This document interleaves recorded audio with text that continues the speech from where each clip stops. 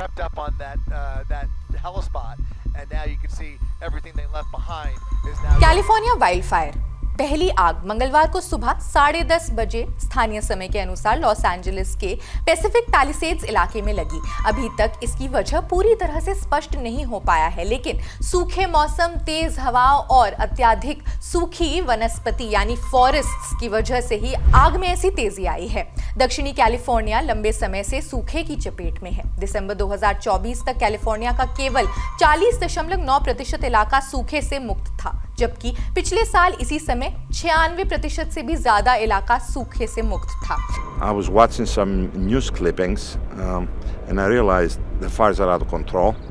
So I decided to come and take a look, and there was nobody on the way back. Nobody. It was like eerie, flame, things with the embers flying around. Businesses on the right and left of Lake Avenue were burned out. So I got scared. Took this off, and then I had a direct shot. You can take a look there.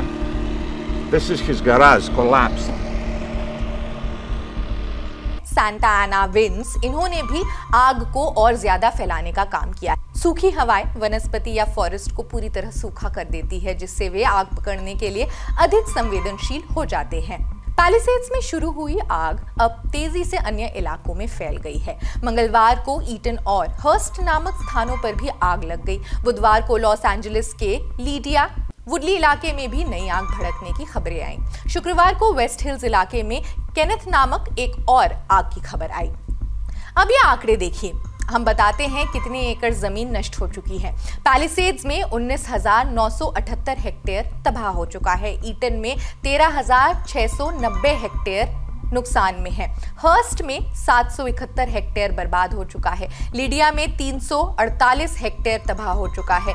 Kenneth में भी 960 hectare तबाह हो चुका है। आग पर पूरी तरह से काबू पाने के लिए अब क्या कोशिशें हो रही है?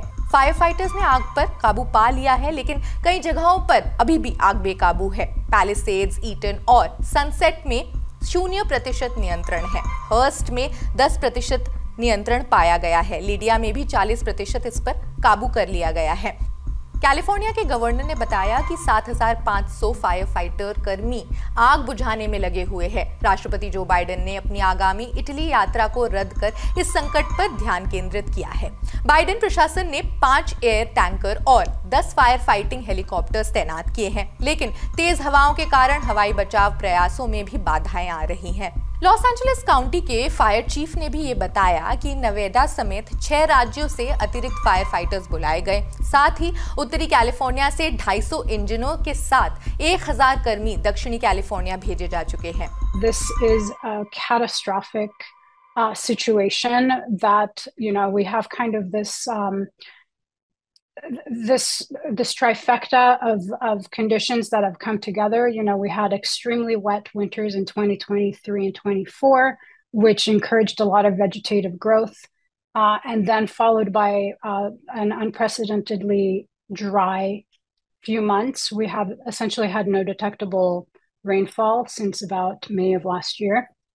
So all of that vegetation that grew very effectively during the 23-24 years is extraordinarily dry now. And then the third component, of course, was these ferocious winds. We had winds that came with extreme force and very erratic in nature. And so literally sort of a perfect firestorm of factors that came together to create an extreme demand for water in a very short amount of time.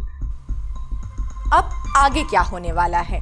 हालांकि हवाओं की गति घटकर 30 से 50 मील प्रति घंटे हो गई है, लेकिन आग पर काबू पाना अब भी मुश्किल है।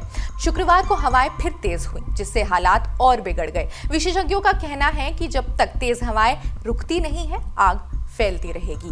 आग बुझाने के बाद भी पुनर्निर्माण और सफाई में लंबा समय और भारी खर्च लगेगा। प्लास्टिक और अन्य सिंथेटिक सामग्री के जलने से वातावरण में जहरीले पदार्थ फैलने की भी आशंकाएं हैं। बीमा और सरकारी सहायता भी इस नुकसान की भरपाई के लिए पर्याप्त नहीं होगी। ये आग बहुत बड़ी है। खैर, आप क्या सोचते हैं? कमेंट सेक्शन में हमें जरूर बताएं। क्लाइमेट चेंज एक बड़ा मुद्दा है, आपकी राय जरूरी है। देश दुनिया की अन्य खबरों के लिए जुड़े रहिए जनसत्ता के साथ। शुक्रिया।